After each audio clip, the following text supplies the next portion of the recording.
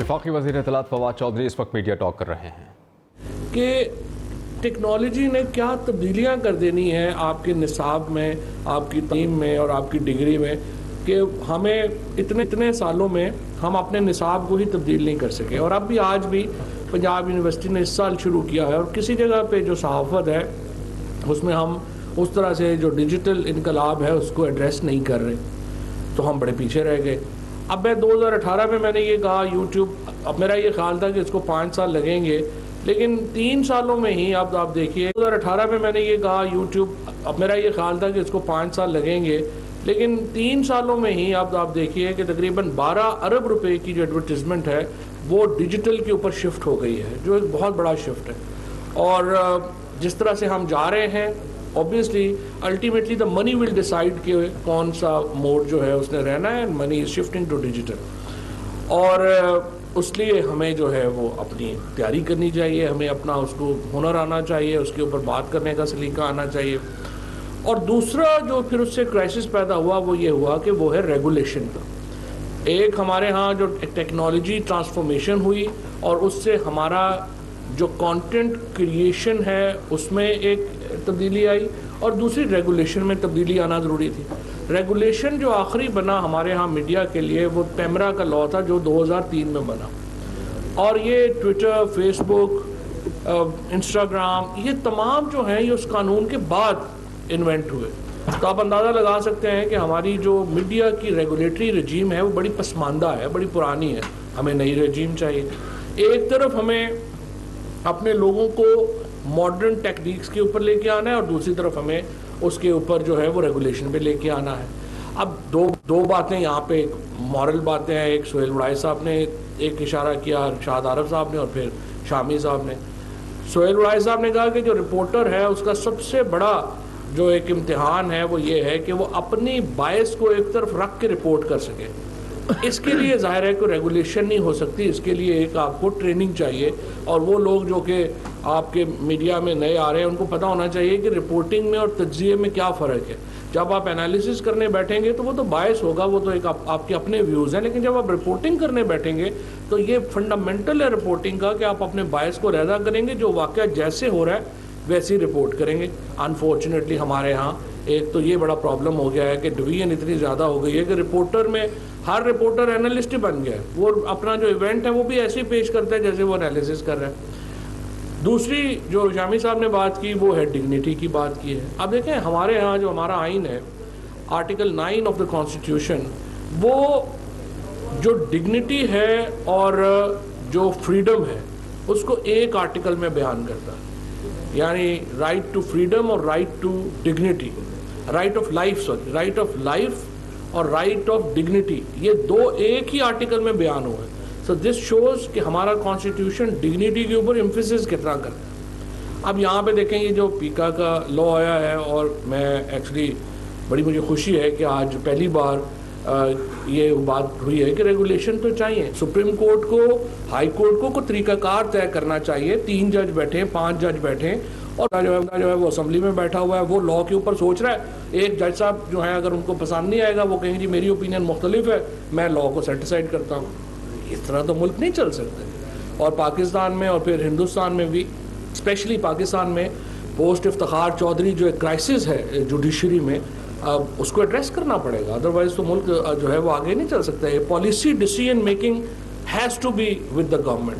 Policy decision making judiciary को shift नहीं की जा सकती। This is fundamental of governance. और जजेस को जितनी जल्दी ये बात समझ आ जाए, मैं बड़े एहतराम से अर्ज़ करूँगा, उतना ही मुल्क के लिए बेहतर है।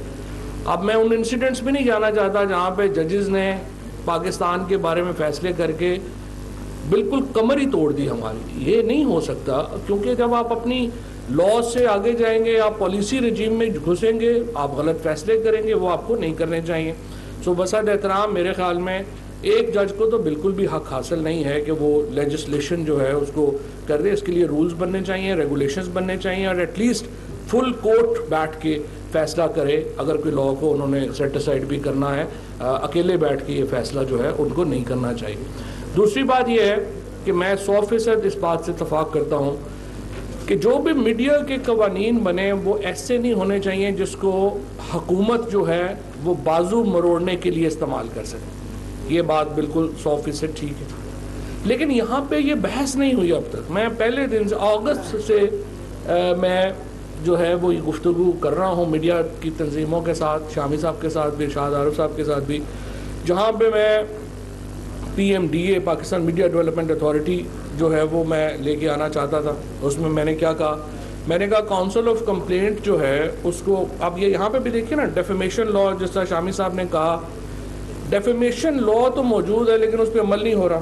اب یہ کہہ دیتے ہیں کہ جی نہیں وہ آپ UK میں, بھائی ڈیفیمیشن لا تو UK کا اور ہمارے میں کوئی فرق ہی نہیں ہے. پرابلم یہ ہے ہمارے ہاں جو لوور جوڈیشری ہے وہ ڈیفیمیشن کو امپلیمنٹ کرنے میں انٹرسٹڈ نہیں ہے.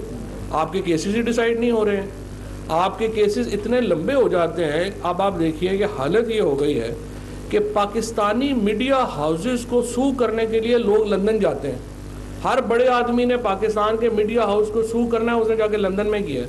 یہاں پہ 2 وزیروں کے ساتھ جو ہوا وہ جا کے لندن میں جا کے انہوں نے کیس فائل کیے, کیونکہ جوڈیشری یہاں پہ ہم باہر والوں کو کہہ رہے ہیں کہ جی آپ پاکستان کے لا سسٹم کے اوپر جو ہے بلیو کریں, یہاں پہ حکومتی وزیروں کو باہر جا کے کیس کرنے پڑ رہے ہیں. یہ حالت ہے ہمارے اعتماد کی اپنے جسٹس سسٹم کے اوپر. This needs to be changed, اور یہ چینج نہیں ہوگا اگر جو اپنا جوڈیشری خود چینج نہیں کرنا چاہے گی تو چینج نہیں ہوگا. آپ ڈیفیمیشن لا لگا لیں, آپ کی مرضی ہے.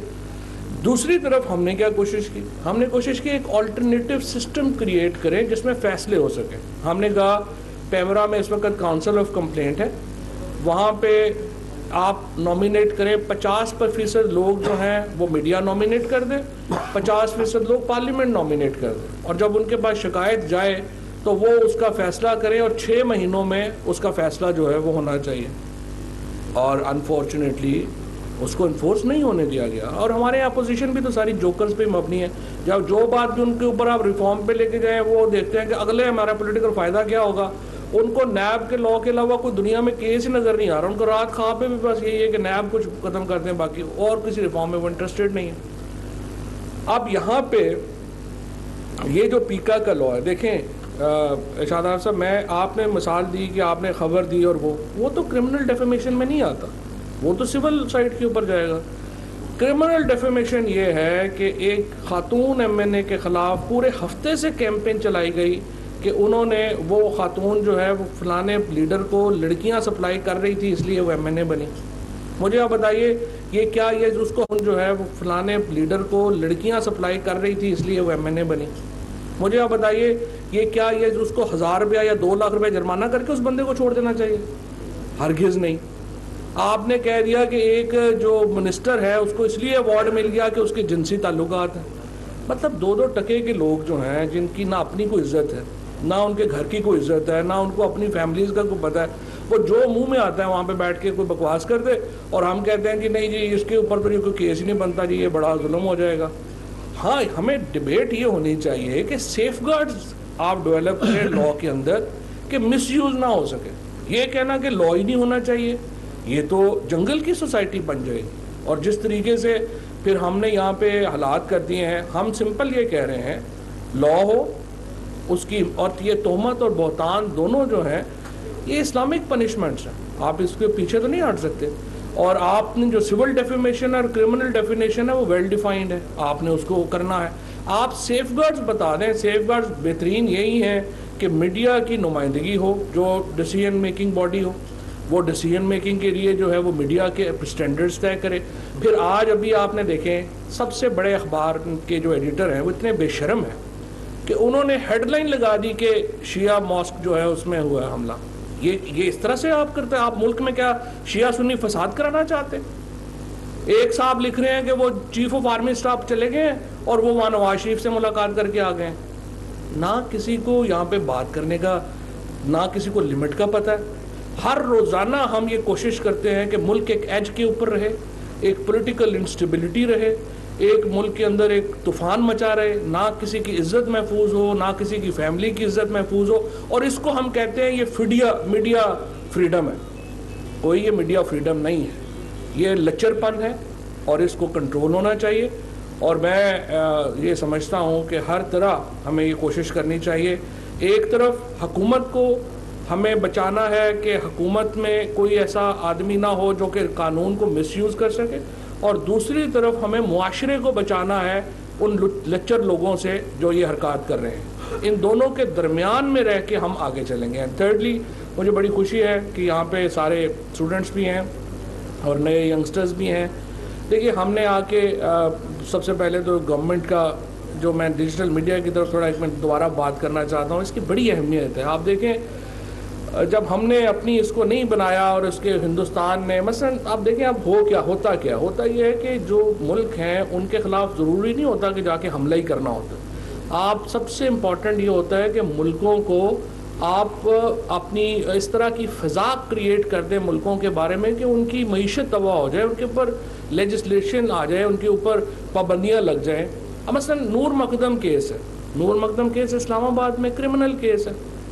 آپ مجھے بتائیے ہندوستان کا اس سے کیا تعلق ہے؟ ان کے 2 ڈیجیٹل چینلز نے کم از کم جو ہے وہ 35 گھنٹے کی ویڈیوز بنائی نور مقدم کیس کے اوپر۔ یہاں پہ وہ ایک ٹک ٹاکر کا کیس ہوا مینار پاکستان میں، جہاں پہ وہ لڑکی کے ساتھ لاہور میں واقعہ ہوا ہے۔ مجھے بتائیے انڈین اس سے کیا تعلق ہے؟ انڈین ڈیجیٹل میڈیا نے اس واقعے کے اوپر گھنٹوں کی اپنی جو ہے وہ پوڈ کاسٹ کریٹ کی، گھنٹوں کی ویڈیوز کریٹ کی، جسٹ ٹو شو کہ پاکستان عورتوں کے لیے محفوظ ملک نہیں ہے، اور پھر اس کو جو ہے وہ چلایا گیا۔ اسی طریقے سے جب ہم نے یہ PMDA کی بات کی میڈیا، ایک فیک آرڈیننس کے اوپر ہمارے ڈان اخبار نے ایک فیک آرڈیننس کے اوپر ایڈیٹوریل لکھا، وہ ایڈیٹوریل جا کے ہیومن رائٹس کمیشن نے جنیوا میں کوٹ کیا، اور پاکستان کو جو ہے وہ تھریٹ کیا گیا کہ آپ کا ہم GPS جو ہے وہ کینسل کر دیں گے۔ This is how the regulations work with media, this is how now یہ جو نیا ایک سینیریو بنتا ہے جس میں آپ ملکوں کو سکویز کرتے ہیں اپنے لیگل فریم ورک کے ذریعے، اور جس میں آپ اس طرح کی چیزیں، منورٹیز محفوظ نہیں ہیں، عورتیں محفوظ نہیں ہیں، فریڈم آف ایکسپریشن نہیں ہے، ان چیزوں کو بڑھا چڑھا کے آپ بیان کرتے ہیں اور ملکوں کے خلاف اس کو جو ہے وہ استعمال کیا جاتا ہے۔ اور یہ بہت ہی امپورٹنٹ ہے کہ ہمارے جو جرنلسٹ ہیں وہ ٹرین ہوں اس بات کے اندر کہ کیا چیز فیک ہے، کیا چیز پروپیگنڈا ہے، کیا چیز ایگزیجریٹڈ ہے، اور کیا چیز جو ہے وہ جینوئن ہے۔ اور آئی بلیو یہ ایک بہت ہی مشکل ٹاسک ہے، اور ہمارے جو نئی پود ہے جرنلسٹوں کی ان کو ایک بہت بڑے چیلنج کا سامنا ہوگا، اینڈ اس کے لیے ہم نے پوری انشاءاللہ منسٹری نے ہم نے پوری سپورٹ کا بنایا۔ انفارمیشن سینٹرز اب ہم نے کریٹ کیے ہیں ہر ڈویژن کے اندر جو لوگوں کو ڈیجیٹل میڈیا کے اوپر ٹرین کریں گے۔ سارے پریس کلبز کے اندر ہم ڈیجیٹل اسٹوڈیوز بنا کے دے رہے ہیں جہاں پہ لوگ آئیں اور اپنے ڈیجیٹل جرنلزم کی طرف جو ہے وہ آگے بڑھیں۔ انشاءاللہ تعالیٰ مجھے پوری امید ہے کہ پاکستان کی جو اگلی جنریشن ہے وہ ان چیلنج